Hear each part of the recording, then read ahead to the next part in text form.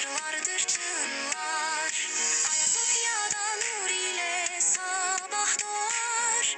İdrisi Bitlisi tepesinden bakınca Çamlıca semaya dualar yükseltir. Kanlıca rüzgarı hasretle eser hala.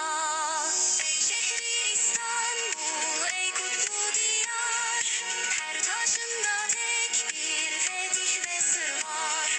Bir yanın fetih, bir yanın sabır, seninle doğar her yeni çağ, her zafer.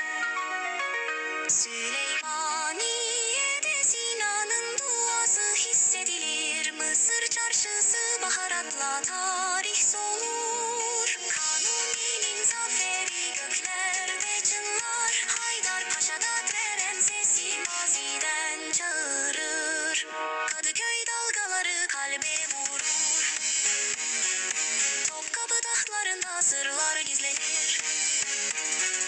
Bir zamanlar herkes geldi buraya. Kimi umutla, kimi hasretle. Ey şehri İstanbul, ey canım yurt, gecende hüzün, gündüzünde umut. Ben sana geldim, ruhumu erittim. Bir ömür yetmez seni sevmeye doğrusu.